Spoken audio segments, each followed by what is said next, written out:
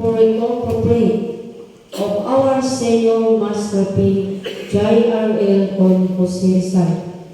Then igniting for our nation Philippines, through and free island, Luzon, Visayas, Mindanao. For appropriate to 21 nations, we conservating for all the brethren of appropriate of our Holy Spirit, who will be propagating to their appellation, all the Filipinos be deep uprooted, prohibiting to send and be corporate of our Holy Jesus. Ang atong mga pagkahon, pagyupo sa atong balanamahan, anang Espiritu, sa ngalan sa nasod sa Pilipinas, sa atong mga bisita, grupo sa kasandaluan, sa duha ka kalungsod, siyaya o duminga, o sa entiro ng mga kapuputan. Ang atong maestro nga magtutudlo, atong nagbigan ng gamay kasaysayan, sa paghiluso sa ibabaw sa kalibutan. Siya nagdumikan sa pamilya Manawa Marinduque. Pila ka mga igsuon sa unang inahan, o kadunaw sa pila ka igsuon sa ikaduhang inahan. Gitawag siya nga siya ang kinalabuan na anak para sa tanang anak sa unang ginikanan. Ang atong maestro nga magtutudlo na himugso sumala pa sa tuang Templo Divine Masterpiece Spirit na himugso sa Balog-Balog Negros Oriental. Nakatatag sa gingon kaniha ang gihungan na gitawag na to Divine o ang Balog-Balog nakatatag dinha o nahimugso sa Negros Oriental. Gitawag siya o Masterpiece, Senior Masterpiece Spirit.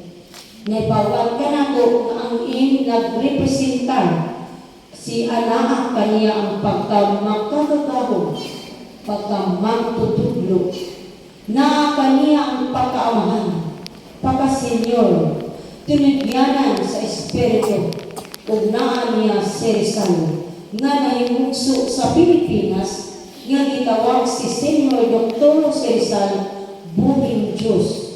Ang letra nga P, kuhaan ang tugong litra nga D. Matuod na gitawag siya amahan nga nasudlon nga naka-kombinasyon sa ngalan sa atong magtutudlo Divine Masterpiece. Sa gingon pa kaniya sa iyang istoryang sugilan, nalipay ako himugso sa kalibutan apan wala ako nalipay. Kung saan pagbubad ni anak, nalipay siya apan wala usap siya nalipay. Gumikan sa masugong kaniya. Nalipay siya nakita ang kaliwakan apan sa katapusan nakita niyang mga mahigko na binuhagan nga ninsupak sa pamalaod sa langit ng Ama. Sa iyang paghimugso, ang iyang kaugalingon pinasahit kanatong tao nga pure yung tao sa kalibutan sa sala. Para kaniya, siya, kung ako atong ikumpara, doon kay Espiritu sa pagkatao, samtang siya wala, siya na doon ang nahimong Espiritu sa iyang kaugalingon. Ang atong magtutudlo, Senior Masterpiece Rizal, sa sinugdanan sa 1950s, sa niabot sa langing katuigan sa Kabisayan pa din siya naglatagaw na sagyaw sa mga balita iya sa langit ng Amahan. Mikabot siya sa Mindanao hantod miabot ang 1980s hantod na sa mga katuigan pila ka mga misyonaryo iyang nakitaan na way atong apuhanan o ginikanan na nakakaplag ka sa kahayag. Daghantang misyonaryo nga ato ang silbi na himong ginikanan na nahimong usa ka unang mga misyonaryo sa atong pagtulungan. Apon atong nakita ang pit-an nga misyonaryo karon, mikunay sa paglutos sa pagtulungan, pila na lang ang nagpabilin sa atong ligdong nga pagtulungan.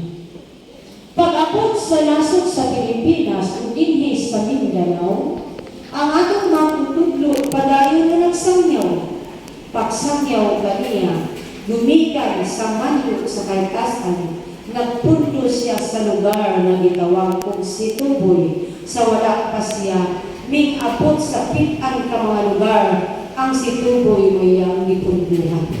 Nagrehistro sa Lumina karon gitawag kong Tuboy. Mao ang iyang gipunduhan sa taas ng katuigan, nagsuroy siya sa palibot o kasyudaran talungsuran, muli yun siya sa lugar na si Tuboy na nakalambikit ang Sinai o Olivo.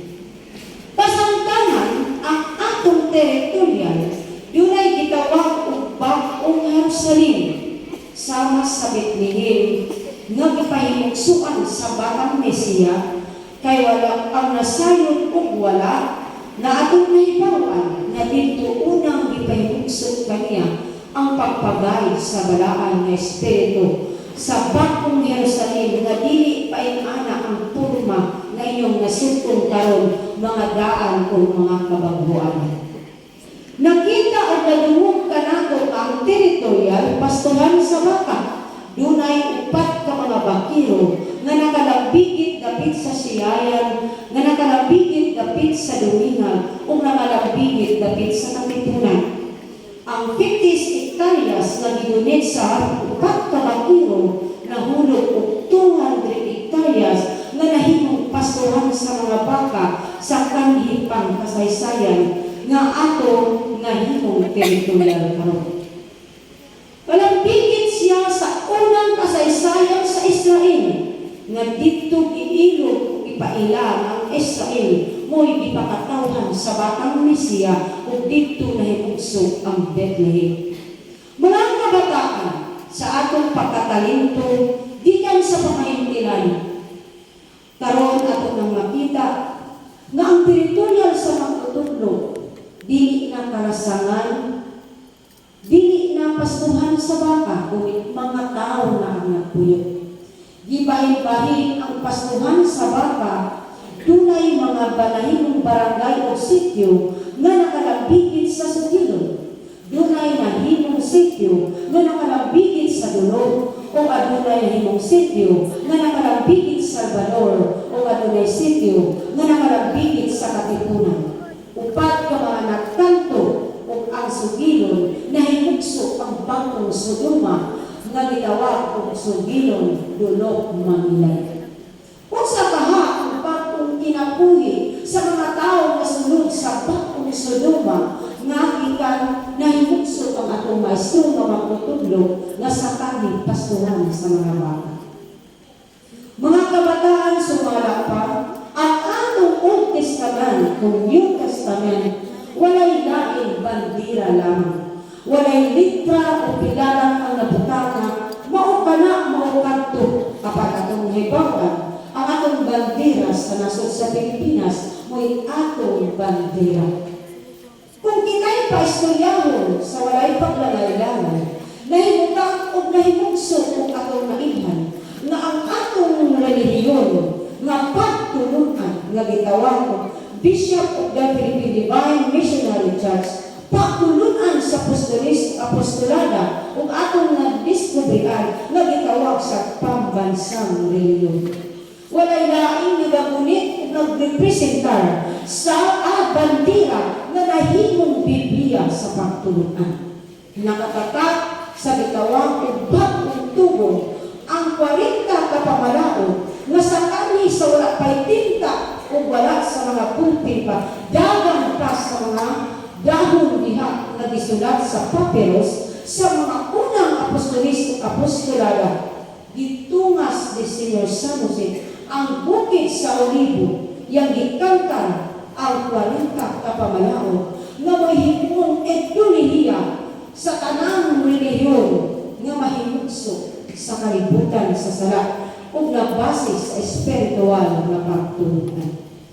Mga katawhan, atong nasabtan o masayhan sa atong pagkakalimpo, nga kitang kanang tao, nga himugso sa kalibutan sa sala, wala tayong kasayuran kung saan daang tugon o bagong tugon, apan sa atong pagkahitilanon, ang balaan ng espiritu nga nagdakop sa kong panugluman, nagatuan, kung unsa o kinsa di ay kitang kaliwatan. Gitawag kita mga bakong apostolis o apostolada, mga bakong katawhan nga pinatingahan, sinilyuhan, binansilan sa lipon sa mga yun o tigli nga nakatatak ang ikanang pangalan ginayran sa malaan nga Espiritu. Walay mansa ang atong kaugalingon, apan paglusad sa kalibutan sa sala, mansado ang atong pagkatao. Ang ginayran sa malaan nga Espiritu, kini ato kini muna-muna.